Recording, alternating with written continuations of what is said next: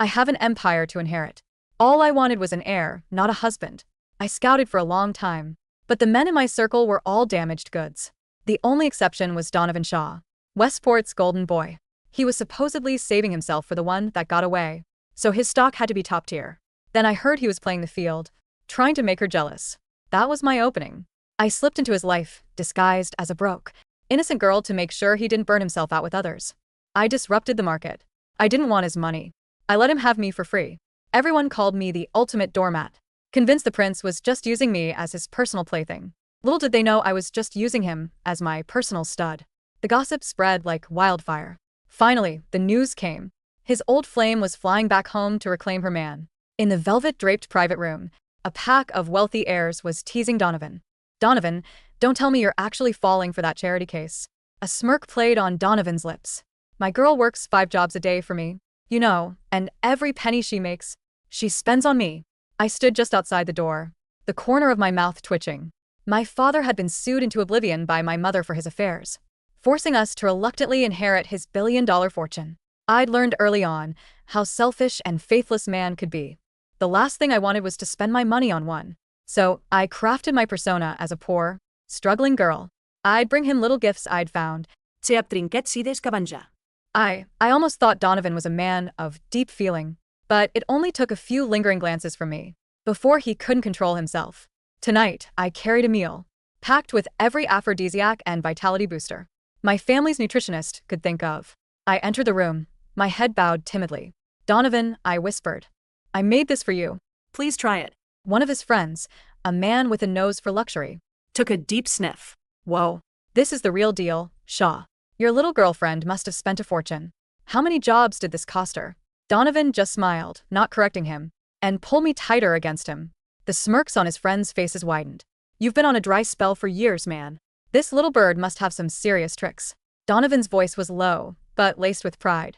She's so eager to please, she won't even let me wear anything. I had to bite back a laugh. I'm trying to have your baby. Protection would defeat the whole purpose. I buried my face in his chest, pretending to be overwhelmed with shyness. Just then, the heavy soundproof door to the room was kicked open. With a violent bang, the room fell silent. All eyes turned to the entrance. Sabrina Vance, she was back early. I was the one who leaked my location to her. I was pregnant. It was time for my exit. Sabrina stormed in, snatched a bottle of champagne from a nearby ice bucket, and fixed her eyes on me. So you're the pathetic little home-wrecking tramp.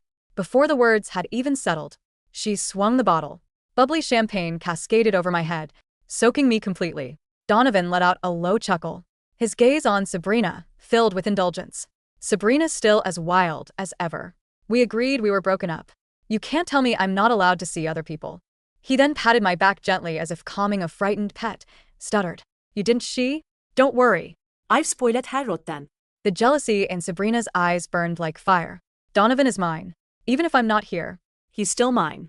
Who gave you permission to touch him? Donovan, she purred, her voice turning venomous. The thought of her makes my skin crawl. Why don't we make her so filthy that she'll never have the nerve to show her face to you again? The smile on Donovan's face deepened. All right, princess. Anything you want, just don't take it too far. On his cue, 3 burly men entered the room. Sabrina laughed, a cruel, triumphant sound. Take her somewhere far away. I don't want to get my eyes dirty. Donovan crouched down in front of me, making no move. To help. His voice was a whisper only I could hear. Sabrina is always throwing these little tantrums. I need to show her that if she doesn't come back, there are plenty of others willing to take her place. Thanks for taking care of my needs these past few weeks. You're not needed anymore. I put on a mask of pure devastation, but inside I was sighing with relief. Finally, I could make my getaway with the baby. He waved his hand dismissively, and the 3 brutes dragged me out of the room. They closed in, grinning as they started unbuckling their belts. The moment their rough, greasy hands touched the collar of my dress, a dull thud echoed in the hallway. Behind them stood 2 of my own bodyguards, tall and sharp in tailored suits. You all right, miss? I straightened up, smoothing my disheveled dress. As I looked down at the 3 men now writhing on the floor, we were just doing what we were paid to do. One of them groaned. Sabrina Vance. She told us to get some compromising photos and videos of you. It hurts. Please let us go. I walked over and crouched down. He flinched away, but a bodyguard shoe pinned him in place. I looked into his terrified eyes and pulled a small USB drive from my pocket. No need for you to film anything, I said. Coolly, take this back to her. Instead, they exchanged bewildered glances before scrambling to their feet and fleeing. When I got home, my mother gasped, "Sweetheart, what happened?" Who did this to you? She cried. Get the doctor now. Our family physician arrived within minutes to check on me. The young lady is perfectly fine, he assured her, and the baby is healthy and strong. My mother clutched her chest in relief. Oh, thank goodness. Thank goodness, she beamed at me. Between the two of us, he could wear a new set of jewels every day and still not make a dent in this fortune. Now we'll finally have a little one to help us spend it. I nodded. Donovan, for all his faults, had been prime breeding stock. The baby was in perfect health. The next morning, feeling light and unburdened, I went to work at our family's auction house. The 5 jobs a day story was true in a way. The empire my father left behind was vast. International hedge funds, hotel chains, tech parks. It all fell on my shoulders. I was always busy.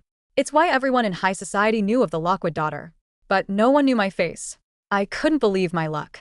When I walked in and saw Donovan and Sabrina, Sabrina's expression froze. You weren't ruined? Her eyes scanned the opulent surroundings. What are you doing in a place like this? You work here as a waitress? She sneered. Fine. You can serve us today. A staff member started to step forward to explain, but withered. Under Sabrina's glare, I simply waved my hand and offered a serene smile of course it would be my pleasure. Business is business after all. I LED them to the VIP lounge. I was surprised when, during a mid-auction break, Donovan followed me out and pinned me against a wall in the corridor. His breath was hot against my ear. Baby, I miss you. I'm coming to your apartment tonight. A bitter laugh escaped me. His precious Sabrina was back and he still couldn't control himself. Men were all the same. The sound of my struggle brought Sabrina running. Her hand cracked across my face in a sharp slap.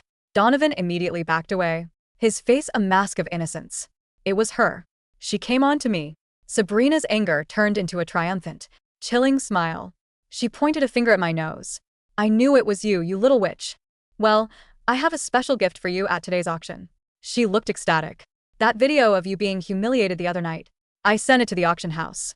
It's been mixed in with today's special lots. In a few minutes when it flashes up on that big screen, your reputation will be destroyed. You'll never be able to show your face in the city again. She clearly thought the USB drive contained a video of my assault.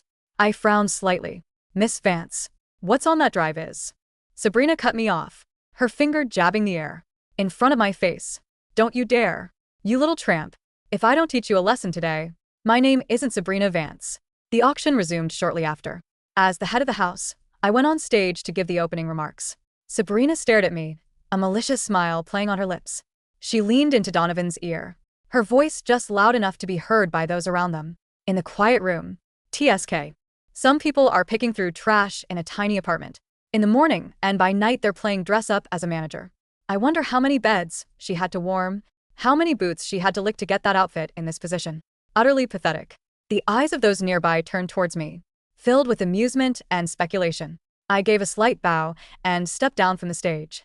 Before I could return to my seat, Sabrina's imperious voice called out, "Hey, you there? The manager." I paused. "Miss Vance, how may I help you?" Sabrina looked me up and down. Then her eyes locked onto the ring on my finger. She gasped dramatically. "That ring on your hand, that's a Lockwood family heirloom. I recognize it. Eleanor Lockwood used to wear it." Her shout drew immediate attention. A buzz of whispers filled the air. The auctioneer paused, looking over with a confused expression. Sabrina, reveling in the spotlight, stood up, her voice ringing with righteous indignation. "I knew it. I knew there was something fishy about you being here, pretending to be some manager. You're sleeping with that old man, Marcus Lockwood." The silence in the auction hall was deafening, broken only by the hum of the air conditioning and Sabrina's triumphant, heavy breathing. She stood with her finger pointed at me, her chest heaving, waiting for the crowd to turn on me. Donovan stood beside her, looking uncomfortable. He knew about my poverty, but the mention of Marcus Lockwood, a titan of industry, seemed to confuse him. "Well," Sabrina shrieked, looking around at the stunned, silent crowd. "Why aren't you throwing her out? She's wearing stolen jewelry. She's sleeping with a dead man." I let out a soft, dry chuckle. It started low and bubbled up until I was laughing openly. The sound echoed off the high vaulted ceilings. "What's so funny, you little tramp?" Sabrina snapped. I slowly unclasped the ring from my finger, holding it up to the light. The sapphire caught the glare of the chandelier, casting fractured blue light across the room. "You have a good eye, Miss Vance," I said, my voice projecting clearly without a microphone. This was indeed Eleanor Lockwood's ring. She wore it every day until she passed it down to her daughter. A deep voice rumbled from the front row. An elderly man stood up. It was Mr. Sterling, the most respected banker in the city and the executor of my father's estate. He turned to Sabrina with a look of utter disdain. "You are accusing Serafina Lockwood of sleeping with her own father, the late Marcus Lockwood. That is not only slanderous, it is disgusting." The gasp that tore through the room sucked the air out of the space. Donovan's head snapped toward me so fast I thought his neck might snap. His eyes were wide, panicked saucers.